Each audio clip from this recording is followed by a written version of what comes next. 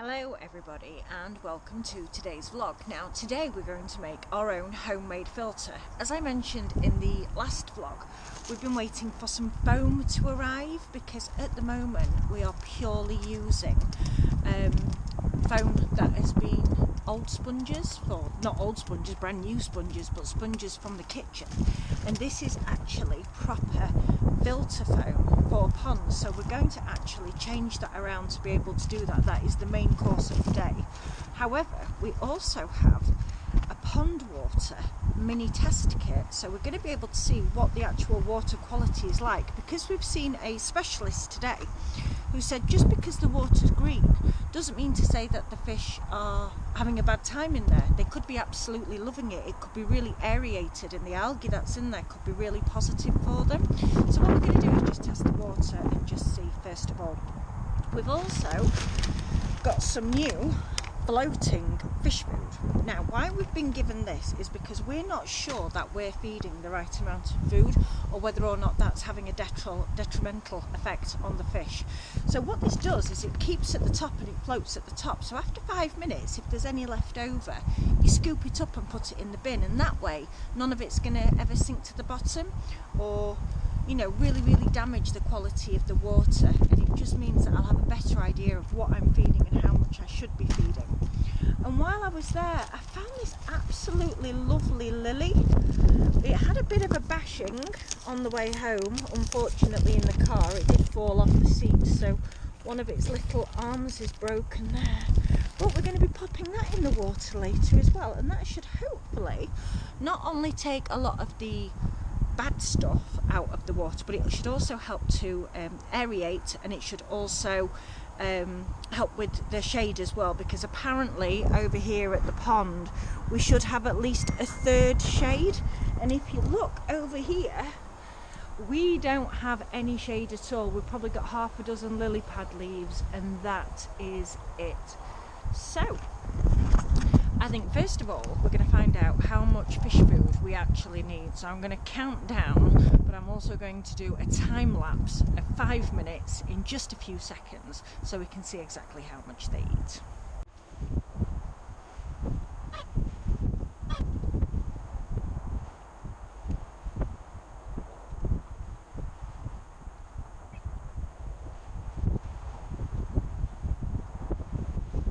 So that actually worked really well. There's virtually no nuggets left at all on top. I think I can count 1, 2, 3, 4, 5, 6 and maybe a small bunch over there.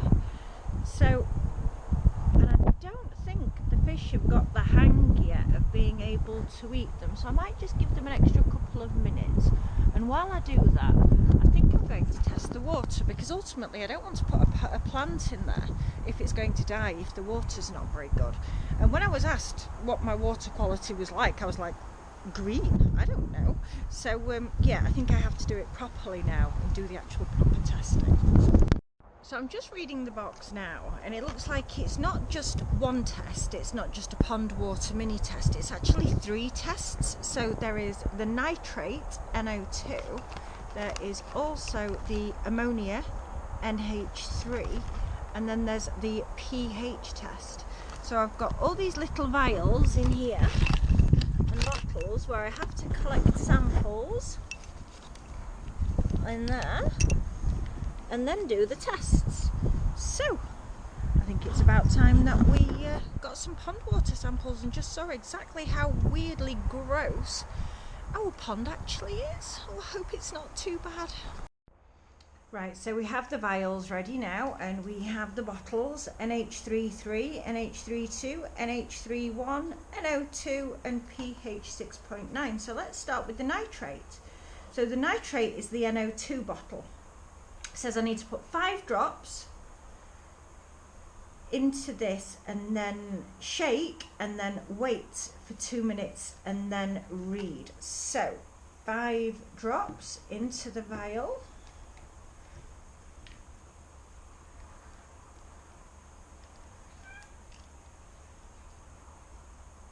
3, 4, 5. And the good thing about this kit is you don't just use it the once. If you wash everything out very thoroughly, you can actually use it a few times, which is nice. So give that a good shake, and I'll just pop the timer on for 2 minutes.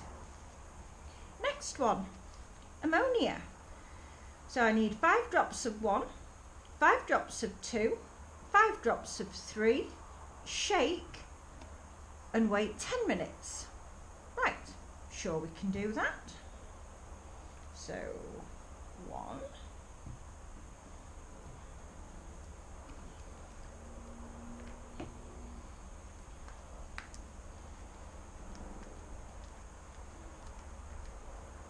if I can get the lid off. There we go.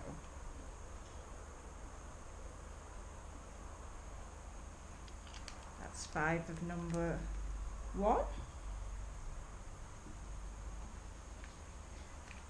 5 of number 2.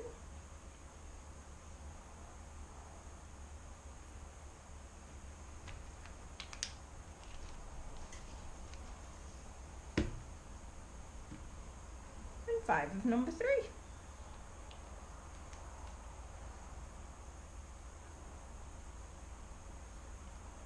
Lovely. Shaky, shaky, and wait for 10 minutes.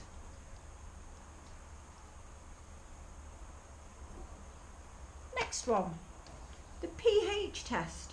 So that is 5 drops, shake, and read straight away. That's quite nice.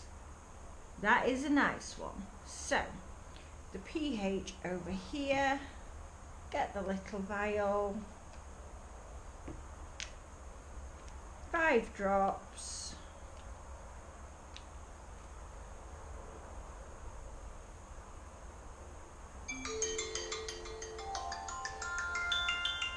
that's the 2 minutes for the first one. I'll just pop that back up to 8 minutes to do the 10 minutes for the second one.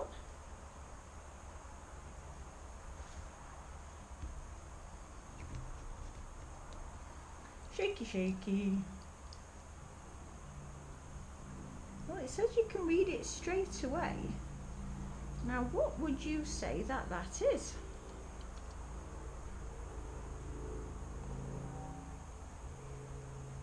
I would say probably 7.5 or 8 looking at that. Let's go 8.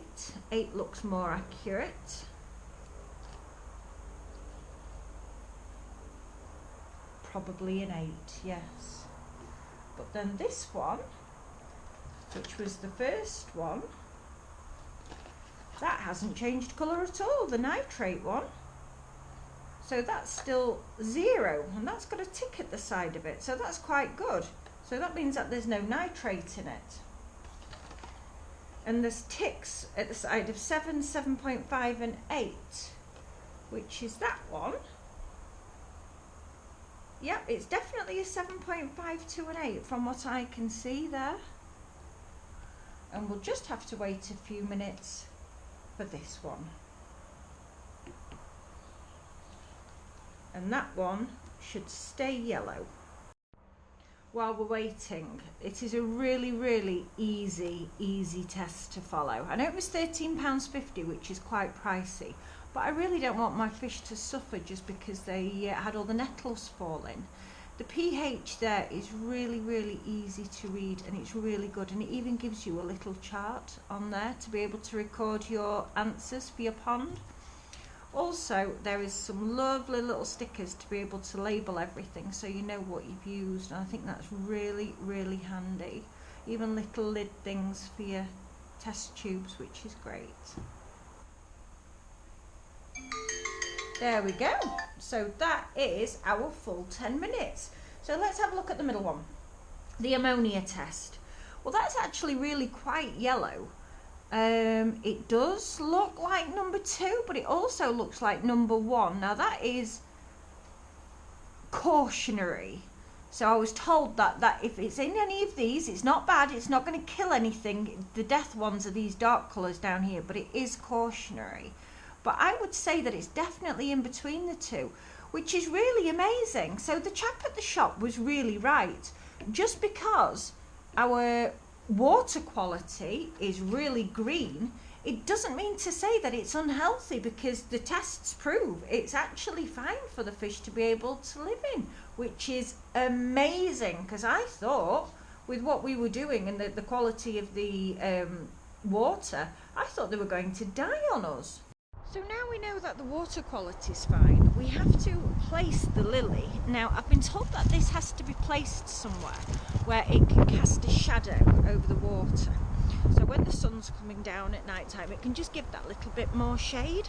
So I thought about putting it over here in this corner, where currently at the moment there isn't anything.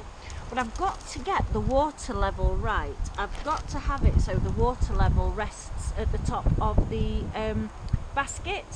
It's already in its basket and it's already been potted, so hopefully if I get it right it should stay there for a long time, as long as the chickens don't eat it. Where are the chickens? Oh, they're over there, look. They are over there, so they are not allowed to eat the lily. So I put the lily in, but it's not really sitting very well because it's quite deep in this part of the pond. Even though it is on a shelf, it's still really rather deep. And I've just spoken to the pond expert that helped me, who's probably going to be really, really sick of hearing from me.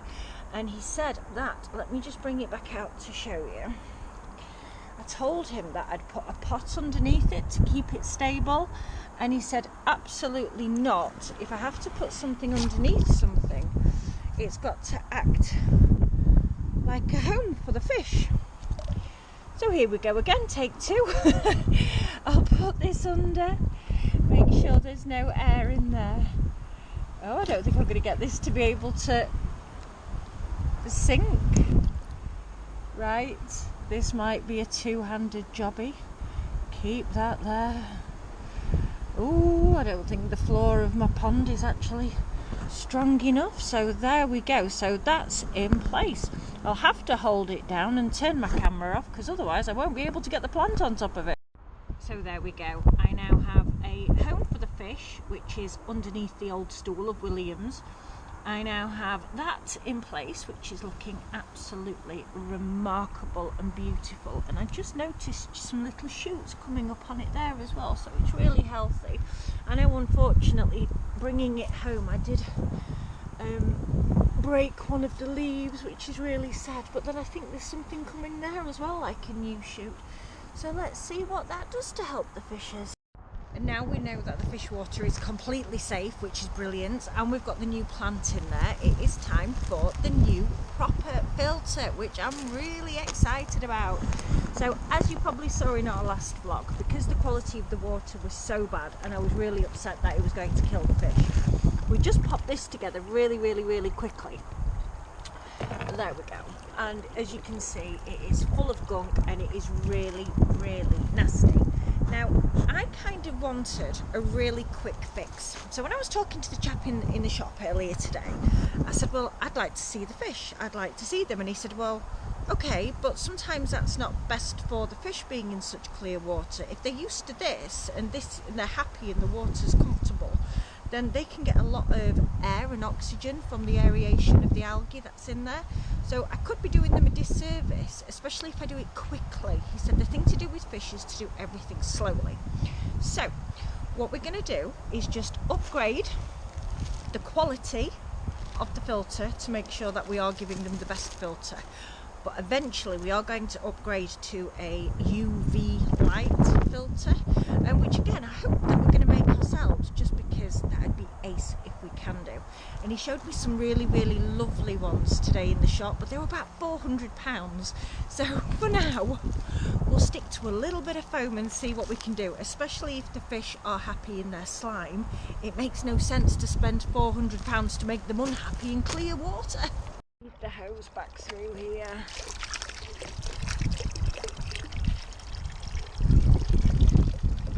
Drain off that.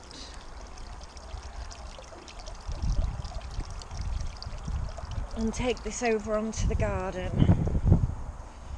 because it's really good for the grass. But look how gross all those sponges are. Ew.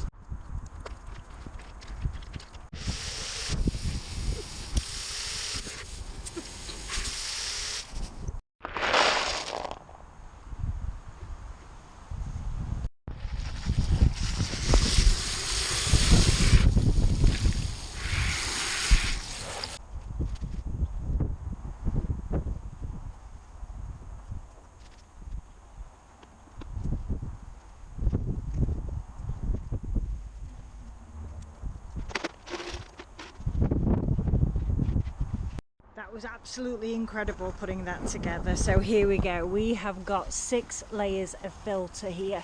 We have got the black filter, which is really coarse, which makes the top layer of 2. We've then got the blue, which is the medium, which is the middle 2 layers.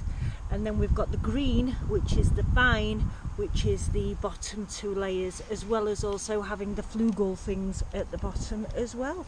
So this is the last stage in our process of trying to clean up the pond, and let's see how this works. Put the hose back in, through the back, straight onto the filter, like that. Lovely. And there it goes, there it comes out the bottom. Brilliant. So we'll keep an eye on that for the next few days and we'll let you know how we get on, fingers crossed.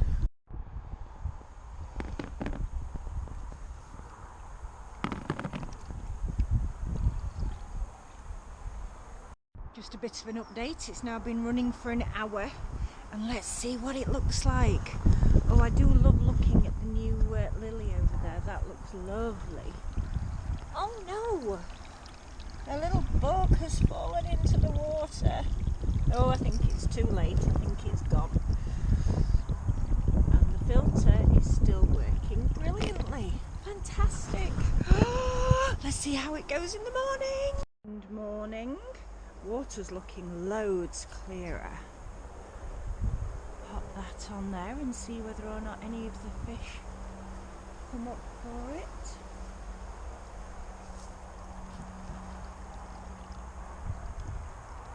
Ooh, that's working lovely.